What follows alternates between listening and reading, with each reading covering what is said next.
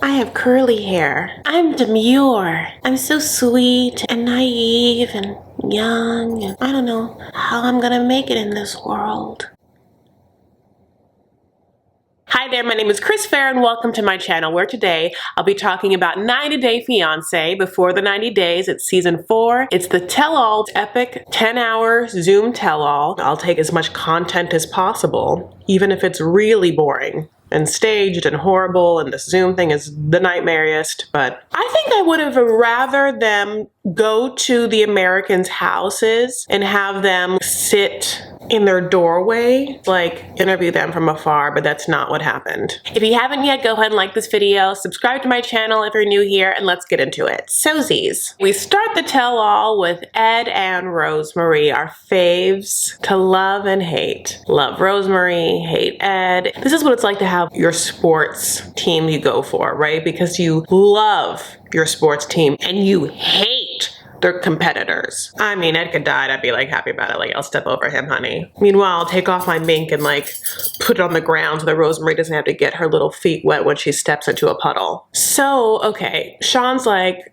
have you guys talked? And then Ed's like, well, she reached out to me. And Rosemary right away is like, no, I didn't. Rosemary is like in front of a pink wall. She like picked a color. It's bright, it's right.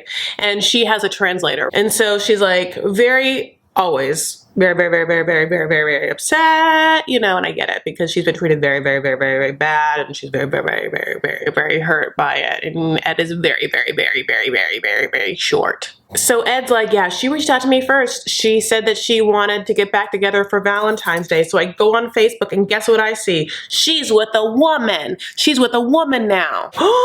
And we already knew this already. So we're like, yeah, we know. Sean's like, are you still with that girl? And Rosemary's like, no. And Loki is like a little bit happy also because like I'm assuming that it's conservative in the Philippines for her to just be like out and proud. I was like down for it. And that was a turn. I was so excited for her. I mean, she's like a real strong woman. You don't think that Rosemary is going to be strong just because the way she looks and stuff like that. I mean, she's so skinny and so small and so young with those big eyes and that straight hair and then little fun hairs on her legs. And yet she is. Ed said they started talking again and he was all in, honey. So much so that he was ready to just like give away that daughter again. Tiffany who? Sean's like, what? And he's like, yeah, I mean, you know, I don't like her. Gulp, gulp. And then Sean is like, and guess who we have on Zoom waiting around? And who's heard that? Tiffany. So then Tiffany comes back on. Sean's like, how did it feel for you to hear that your dad basically hates you and feels like you're the most dispensable thing in the whole world? And she's like upset. She's like kind of almost crying, but not really. And you 100% think that she's going to tell off her dad once and for all and be like, you are disgusting. But then in some sort of like psychotic break, Tiffany goes after Rosemary. It was so upsetting. Tiffany was like, Rosemary, let me ask you, did you ever love my dad? And Rosemary starts talking. She's like, don't get that tone with me. And I'm like, don't get that tone with you. Who the fuck are you? If your dad doesn't even like you, if your own dad is like, you could live or die, I don't give a hell. Why would she? Turn your face. Well, no, you can't. You're on Zoom. Private message your father on Zoom with RIP, our relationship. I'm not gonna even come to your funeral. Don't ask for a eulogy. You're dumb and dead. Ed. Dead Ed. That's what I'm gonna call you because you're not dad. But for her to come after Rosemary was like very awkward. And I'm just like, what is this? Like, what is this women hating sitch? Tiffany even admitted that it was like super shitty the way Ed came about with like the STD test and stuff and like other things. Like she had to be like, I had to tell him what's up. And it's like, he doesn't listen to you. He let that shit go in one ear and out the other. Like we had to see him like cry and be like, Tiffany, you're the love of my life. And it's like, okay, you are an asshole to your only accomplishment in this world. Ed, you gave birth to a normal looking person. That's it. That's what you've done. Tell me one other good thing. Talk about like Napoleon complex. He's like Mr. Potato meets Humpty Dumpty complex. So then they're like, tell us about what Ed wanted to get back in touch with you with Rosemary. And Rosemary's like, I told him I needed money and he said that the way he would give me money is for a sex tape. And Ed immediately is like, we're going there. No, I don't want to go there. Like not being like, that's wrong or you're lying. The fact that he said, we're going there means there is a place that they went previously and are going to go again. Can you imagine having ever cared for someone, saying at least you did, and going to where they're from and realizing the breadth and depth of their socioeconomic comfort than you. And if they ask you for any help, first of all, not giving any help, except for things you want, like her to have a negligee, purple ugly negligee, a bottle of Crest, and then being like, hey, you want money? Snapchat me that pussy.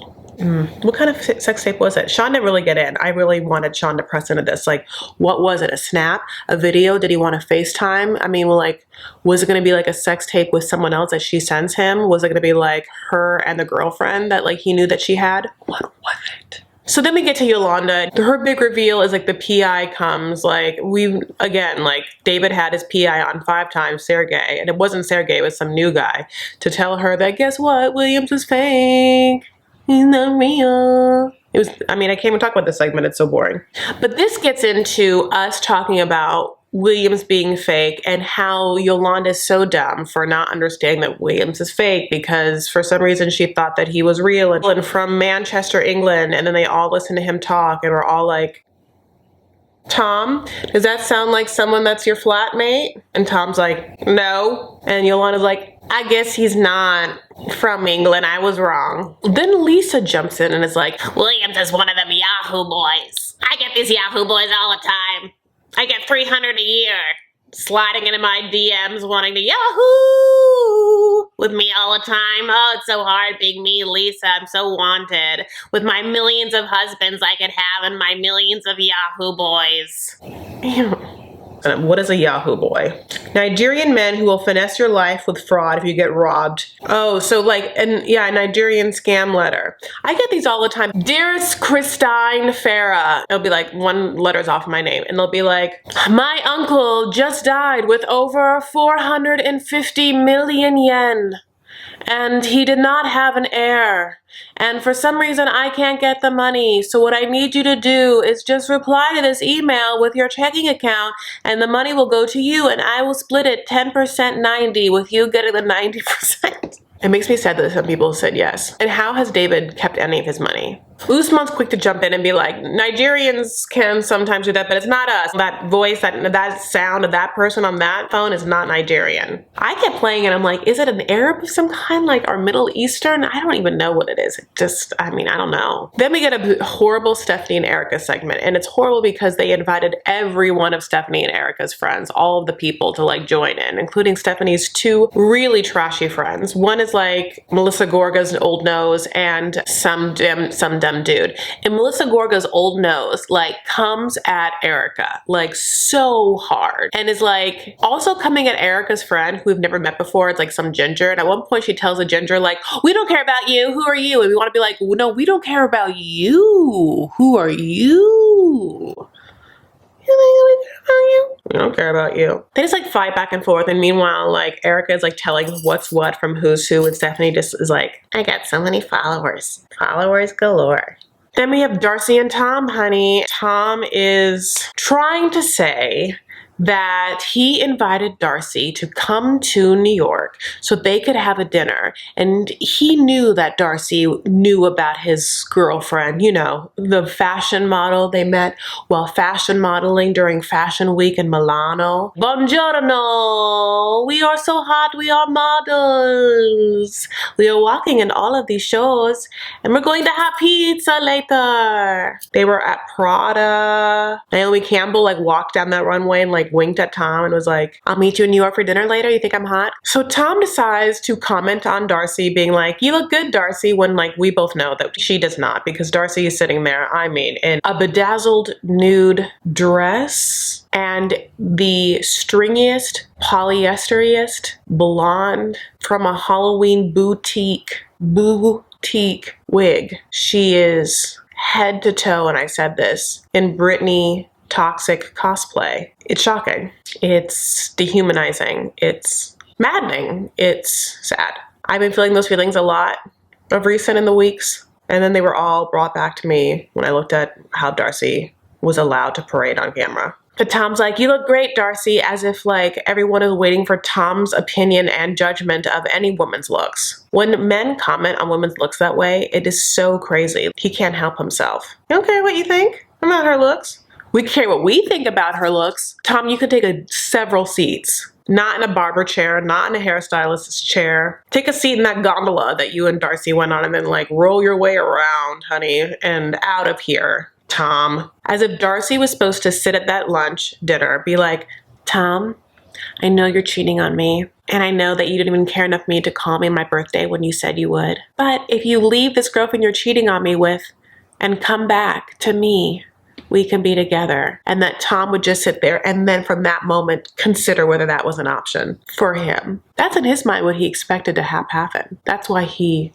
took her out. Why have we let this happen? Why do men feel so entitled? How is it that Tom is led to believe that he can treat anyone this way? And I'll tell you what is like a harsh reality is that I am 190,000,000% sure that it has gotten 190,000,000% worse because being on the show, he probably gets so many comments from fans who are like, Tom, Darcy's dumb. You're like so hot, Tom. And he's just sitting there on Instagram taking it all in and his head is getting bigger. Meanwhile, his like dick is getting smaller. He's going to do this for the rest of his life now because he's gotten an ounce of fame. And there are so many desperate women out there who will do anything for any attention. And it's so sad. And it's going to be one of the reasons why I'm going to be single for the rest of my days. Darcy's like, thanks for telling me I look hot. And look at this revenge body. And she gets up, shows off her physique and this nude bedazzled cubic zirconia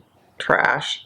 And we move on. The situation of Avery, Ash, and Tom. So low-key, this what happens. Avery and Ash break up for a hot minute. Tom slides into Avery's DMs and is like, A, you're hot. B, let's hang out at like a dinner. You know, like see how things go. And he's like super flirty. And Avery, having been on a show with someone, probably was just like, okay, I guess I should just meet you all. Just like side note, from my limited experience within this world and hanging out with some cast members, like there is a camaraderie between them. They're all on the show, sometimes on different seasons with different people. Like they have to go and do press things together. I mean, you know, like they don't not know of each other. And then especially with the pillow talk and commenting on each other, like it's a world within themselves. Kind of like The Bachelors. A lot of the Bachelor and Bachelorette contestants and themselves know each other. So Avery says yes. And then Tom screenshots them and then sends them to Ash and is like, yo, your girl is walking out on you. She's on the town. Okay. Now I had heard that Ash had actually set Avery up by like getting Tom to do that. Tom comes back from some sort of break on his Zoom,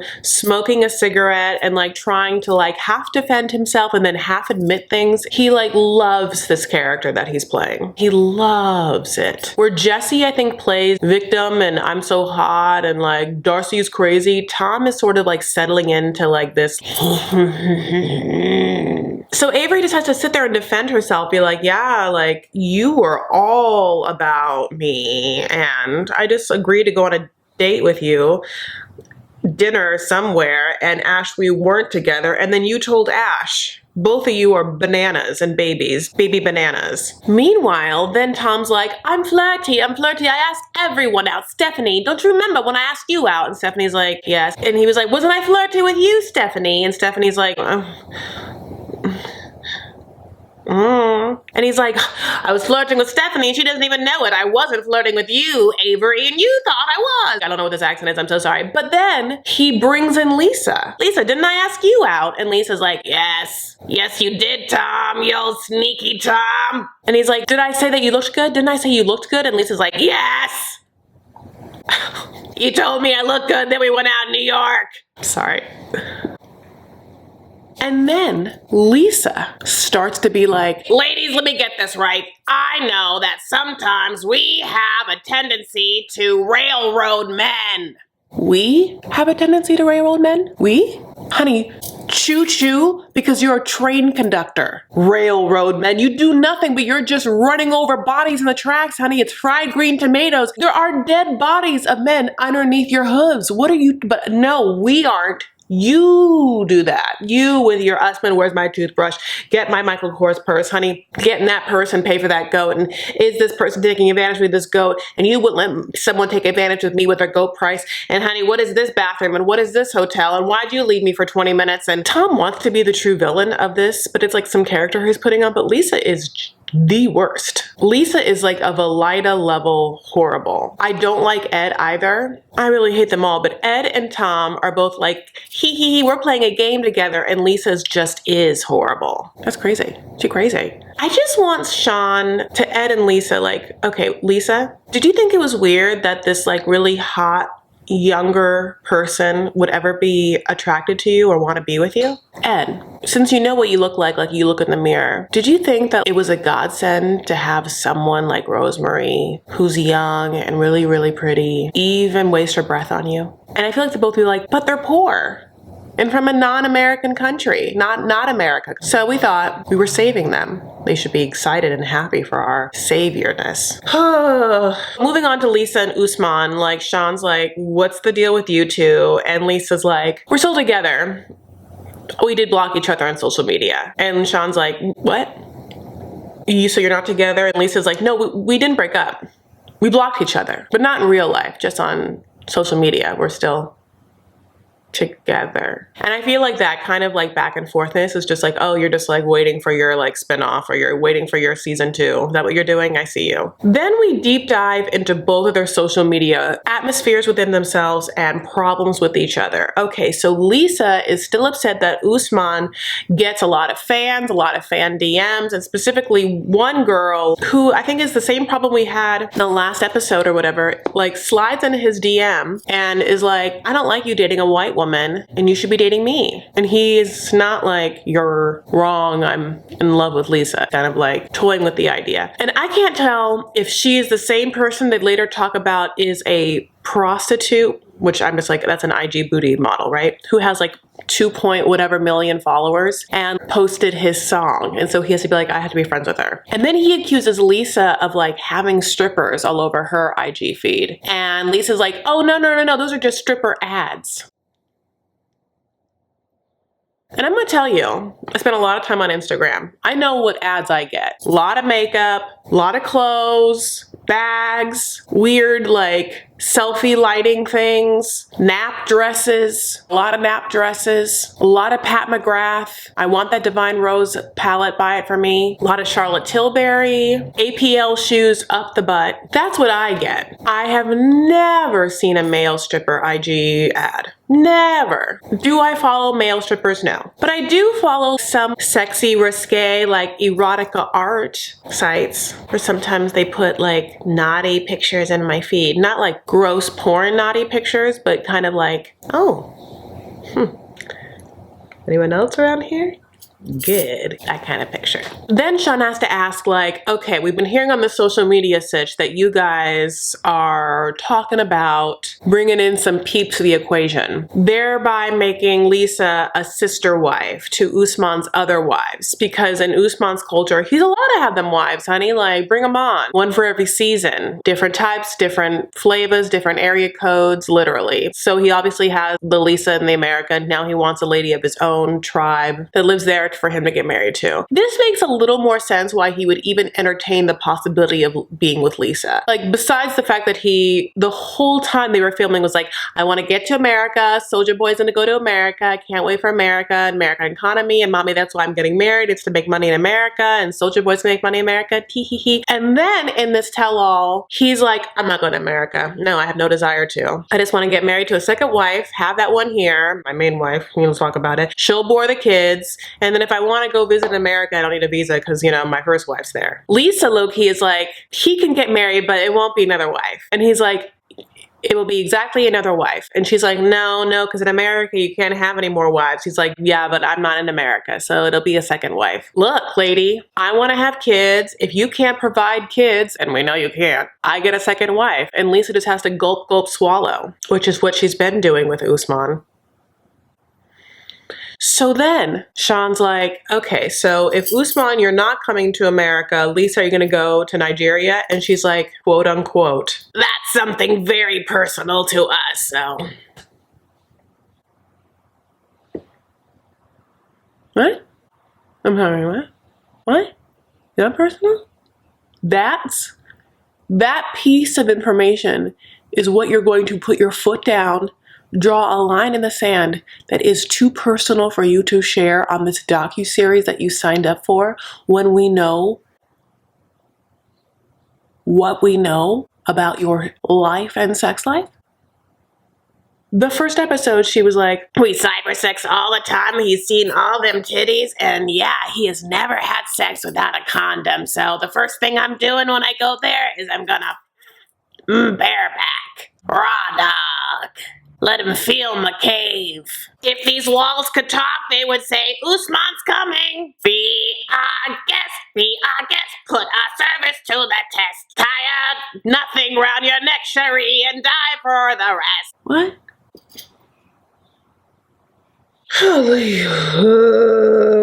Darcy's in her own like wine world, you know, like with this COVID thing, she has been like Pinot Grigiating it up. Pinot Grigio in the morning, Pinot Noir in the evening, cab at supper time. When wine is on the table, you can have wine anytime. And the fact that Stacey knows that and just allows her to dress up like that with that wig, honey, the wig just like sitting on top of her head, like not a lace front, like no little like baby hairs, like just, it's, I mean, I know I have a big forehead too, so it literally just looks like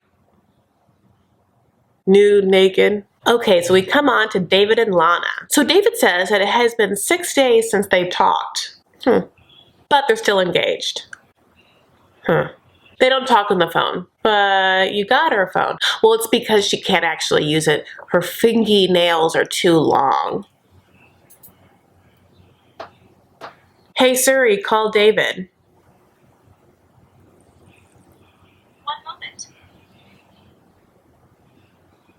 I found 12 matching contacts. Could you be more specific? Didn't need any fingernails. Also, I have 12 different Davids on my phone.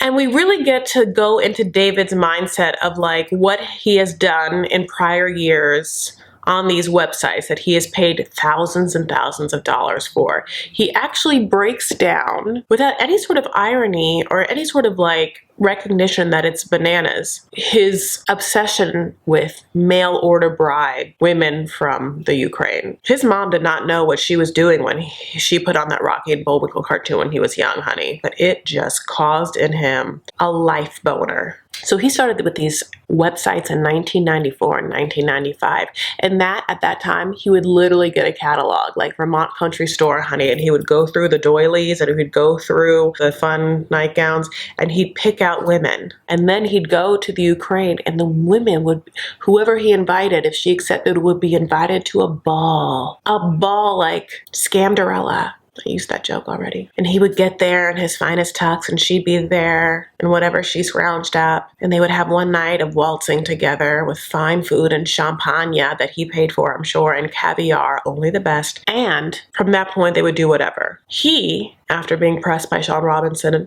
admits that he has been to the Ukraine 20 times.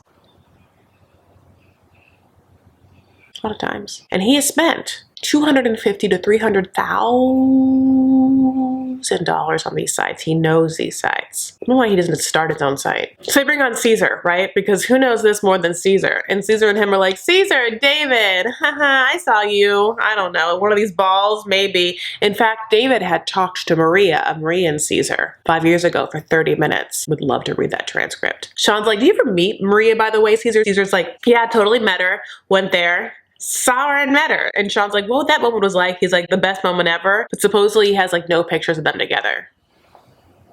You know, when Caesar heard that Lana's nails were too big, he was like, I can manicure those down. I'll give them a little trim. I can get those nails cell phone ready. So everyone is now like on the David is dumb bandwagon. Yolanda's like, David, you're so dumb. Meanwhile, like, Lana exists. She exists though. You can like touch her. She is live. And he also knows accents and knows voices. If he had like started talking to someone who was like, nice to meet you, David. I want you to know that I am from Ukraine. He'd be like, that doesn't sound like the accent I know and love. Okay, Yolanda, so like, bye-bye, come on.